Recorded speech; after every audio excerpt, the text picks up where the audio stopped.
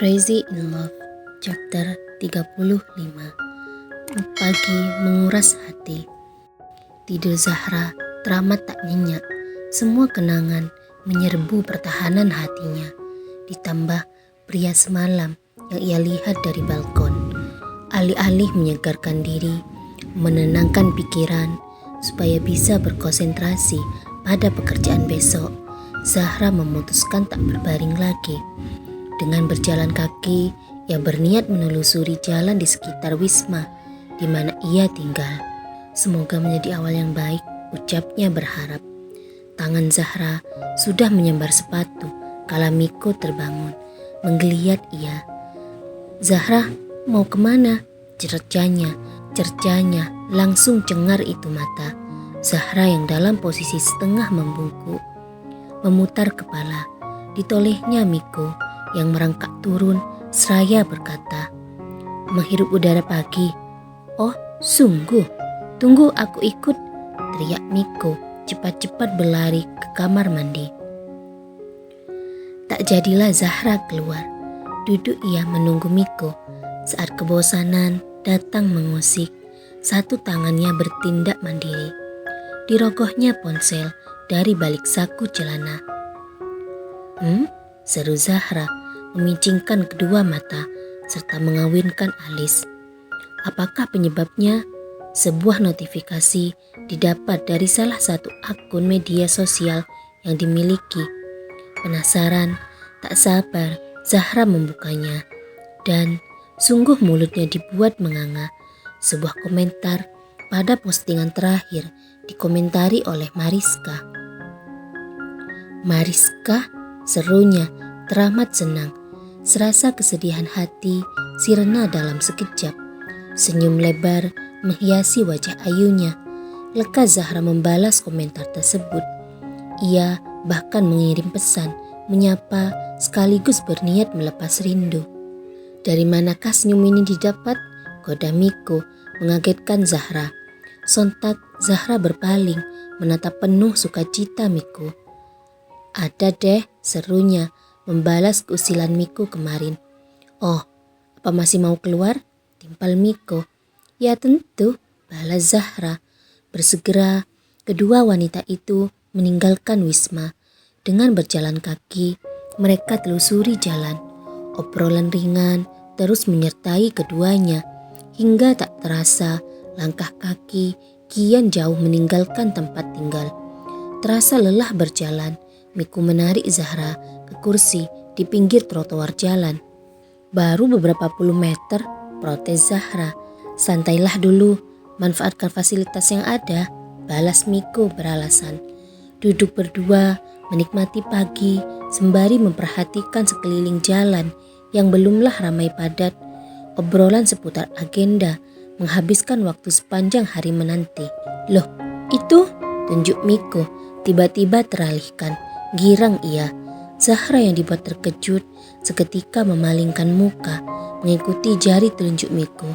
Sosok seorang pria bersepeda yang nampak sama seperti pria yang mereka lihat semalam kembali menampakkan diri. "Oh Tuhan, apa itu pria yang semalam? Kenapa perasaanku bilang begitu?" seru Miko semakin girang mendapati Kabir bersepeda melintasi mereka meski posisi berada di seberang jalan. Miko yang antusias, Zahra yang derdek hatinya. Entah kenapa perasaan yang dulu dirasakan datang melanda, bahkan kian kuat saja. Zahra terpaku dalam diam, berkomplot dengan mulutnya yang rapat mengatup. Hanya kedua bola mata bergerak mengikuti sosok pria bersepeda yang mengenakan masker sebagai penutup wajah. "Oh Tuhan, pria itu sudah pasti tampan," puji Miko terhipnotis. Seorang petugas bersih-bersih yang tengah menyapu di pinggir jalan senyum-senyum mendapati kehebohan Miko. "Pria itu hampir tiap hari bersepeda di sekitar sini," tegurnya menyadarkan Zahra. Walau tidak mengerti, telinga Miko meyakini ucapan itu ditujukan padanya. Disenggolnya Zahra oleh Miko menggunakan siku. Maksud hati meminta Zahra angkat bicara, menimpali perkataan petugas kebersihan, membantu dirinya yang tak bisa berbahasa Indonesia. "Apa?" bisik Zahra. "Itu, Bapak itu bicara apa tadi?" tegas Miko dalam bahasa Jepang setengah menunjuk. Pandangan Zahra teralihkan. Meski enggan, ia tegur petugas kebersihan tersebut. "Maaf, apa Bapak tadi berbicara pada kita?" ucapnya bertanya. "Oh, pria yang tadi hampir tiap hari bersepeda di sekitar sini," jawabnya mengulangi perkataan. Sebagai teman yang baik, apa yang diucapkan oleh petugas kebersihan lekas diterjemahkan oleh Zahra. "Sungguh," seru Miko, nyaris keluar itu bola mata.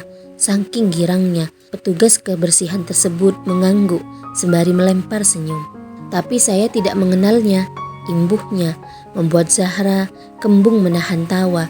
Ya, itu karena ia sangat yakin jikalau Miko teramat penasaran akan pria bersepeda tadi. Begitulah kepribadian Miko. Ketertarikannya terhadap hal apapun teramatlah mudah. Apalagi jika itu menyangkut pria tampan. "Bapak ini tidak mengenalnya, so gak usah bertanya soal nama," bisik Zahra, menghancurkan hati Miko. "Oh, kenapa dunia ini tiba-tiba terasa berat ya?" seru Miko, menjatuhkan punggung ke sandaran kursi. Zahra sama sekali tak berempati. Meski jelas tampang Miko mendadak kusut, sekusut hatinya ia malah memilih bangkit dari duduknya setelah melontarkan ledekan pada Miko. "Zahra, tunggu!" teriak Miko berlari menyusul. "Zahra, besok tiap pagi kita jalan pagi seperti ini ya," kata Miko menuntut. Ya, ia berpikir jika tiap hari rutin berjalan kaki, siapa tahu takdir luluh padanya, memberikan kesempatan baginya bertegur sapa dengan pria bersepeda itu. "Emang kamu bisa bangun pagi?" ledek Zahra sebagai tanggapan. "Tentu bisa, mulai besok aku akan membuat alarm," timpal Miko menemukan semangat pada dirinya. Dasar cewek gula-gula, perasaan baru kemarin bilang punya kenalan baru, sekarang hatinya berganti lagi, ledek Zahra geleng-geleng kepala. Untunglah Miko tak mengerti sehingga apa yang dikatakan Zahra tak memancing ketersinggungan wanita itu. Toh juga dengan bawaan Miko yang easy going, tentulah perkataan Zahra tak akan menyinggung hatinya. Paling-paling ia tersenyum lebar atau mungkin tertawa geli. "Zahra, aku ini serius, besok temani aku jalan pagi," pinta Miko terkesan memaksa, memepet ketat Zahra. Haruskah aku ini menjadi bodyguard?" jawab Zahra. "Tentu sampai aku berhasil mengenalnya," balas Miko memancing tawa Zahra. Di tempat lain, di pagi yang sama, Mariska tiba-tiba tersentak bangun. Semalam sungguh ia tak bisa terlelap. Barulah menjelang subuh, kantuk akhirnya datang jua. "Oh Tuhan, jam berapa ini?" serunya terkaget. Langsung loncat dari tempat tidur. Berlari ia hanya untuk menyingkap tirai. Hilang sudah subuhku, ratapnya. Mendapati pagi, sudahlah terang. Nampaknya ia belumlah tersadar di mana dirinya kini. Dengan langkah cepat, ia bertolak menuju kamar mandi, sebab teringat akan janjinya dengan seorang teman. "Sabun mukaku," serunya, kebingungan tak mendapati perlengkapan mandi miliknya. Celingak-celinguk kebingungan, Mariska amati tiap lekuk kamar mandi, dan terbelalak sadar ia, kedua tangannya membungkam mulut. "Sungguh aku bermalam di sini," ucapnya, masih tak percaya akan kenyataan. Bahkan untuk meyakinkan diri, satu tangan Mariska mendarat di cermin. Diusapnya pantulan wajahnya sendiri di cermin itu. "Ini bukan mimpi," gumamnya, terlihat marah, sedih bercampur. Tak mau berlama-lama di kamar mandi, lekas ia keluar setelah membasuh muka. Lupa berganti pakaiannya sendiri, Mariska menerobos keluar begitu saja. Setelah menyambar tas serta ponsel. "Mariska," tegur Raihan, terkaget dari duduk tenangnya menunggu pintu kamar dibuka. Langkah Mariska terhenti, ditatapnya Raihan penuh amarah. "Aku mau pulang," ucapnya, datar juga ketus. Oke, tapi minumlah teh hangat ini, balas Raihan. Makasih, tapi aku mau pulang. Orang tuaku pasti cemas, timpal Mariska. Jelas menolak.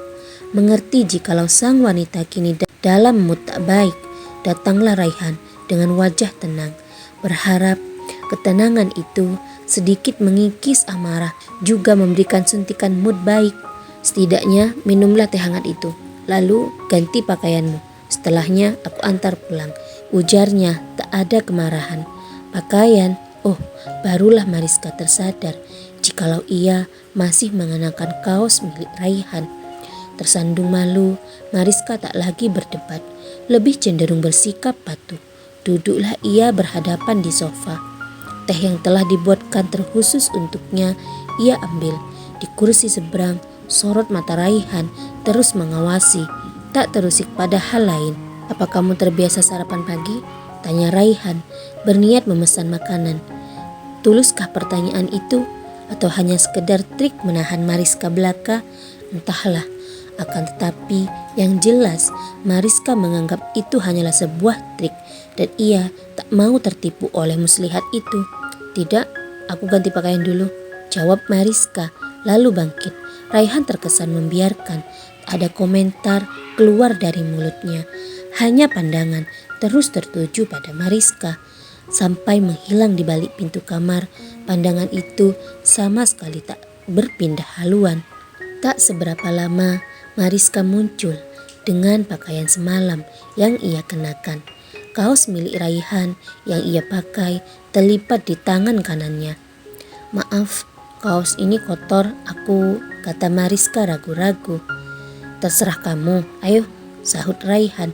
Di hati betapa bahagianya ia. Setidaknya lewat kaos itu ia bisa memiliki alasan lain di luar permintaan.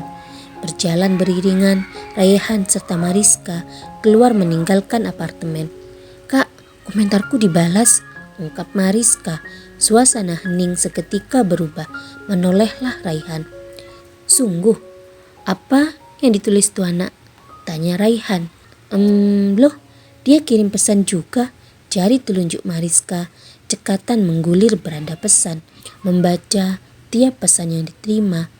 Dia ngajak aku ketemuan, terang Mariska. Ketemuan? Kapan itu? Cerca Raihan. Itu tidak jelas. Bagaimana menurut kakak? Mariska balik bertanya. Hari ini, sahut Raihan, sekedar berpendapat saja. Hari ini, aku sudah memiliki janji sama teman, ungkap Mariska. Teman? Teman bagaimana itu? Cerca Raihan. Teman perempuan, jawab Mariska. Seketika senyum membingkai wajah Raihan mendengarkan penjelasan tadi. Sadarlah ia jikalau dirinya terlalu terang-terangan menunjukkan perasaan. Tapi tak apalah, jika bukan sekarang, kapan lagi? Haruskah menunggu didahului pria lain? Kata hati Raihan menyemangati diri sendiri. Mulai detik ini, lihatlah aku seorang, kata Raihan penuh percaya diri. Bukankah kita tengah membahas tema lain? Timpal Mariska, enggan berbicara hal lain selain berkaitan dengan Zahra. Bagaimana jika nanti malam? Akan aku antar kamu ke tempat janjian, jawab Raihan. Aku pikirkan, balas Mariska mengakhiri. Itu lantaran tak terasa mobil merah itu telah mencapai depan pagar rumah Mariska. Haruskah aku turun mengantarmu ke dalam? Goda Raihan yang dibalas dengan tatapan tajam oleh Mariska. Jika kakak turun, maka aku tidak akan membantumu, ancam Mariska. Raihan menyeringai geli. Alih-alih menanggapi ancaman itu, ditariknya Mariska ke sisinya. Aku suka ancamanmu, entah kenapa rasanya hasrat ini tergoda dan tertantang, kata Raihan rendah di telinga Mariska. Gombalan yang disadari sepenuhnya oleh Mariska. Tetapi kenapa jantung itu berdetak tak karuan, menciptakan hawa panas yang menjalar sekujur tubuh. Mariska, aku suka pipi merahmu ini, bisik Raihan lagi, kian lincah menggoda. Mariska tertunduk menyembunyikan malu. Di hati ia mengumpat kesal lantaran raga serta jiwanya sungguh tak sejalan lagi. Bukannya merespon marah, malah sebaliknya digambarkan. Sampai jumpa nanti malam. Oh, untuk kaos itu tak perlu dikembalikan, kata Raihan, lagi-lagi bermain dengan hati. Mariska sama sekali tak menyahut. Perasaan yang meronta sudah cukup membuat dirinya tak mampu mengatasi. Mariska, tegur Raihan. Entah kapan ia keluar dari mobil. Tiba-tiba saja telah berdiri beberapa langkah di belakang Mariska. Sontak Mariska berbalik badan. Datanglah Raihan, maju beberapa langkah. Berdiri ia tepat di hadapan Mariska. Apalagi cerca Mariska tidak tenang. Mulut Raihan tak terusik, setia membisu setelah tadi menegur. Sebaliknya, gerak tubuhlah bertindak memberikan jawaban. Dan apa yang diperbuat lelaki itu? Sebuah kecupan dadakan mendarat di kening Mariska. Masuklah, ucapnya mengakhiri adegan tak terduga yang diperankan.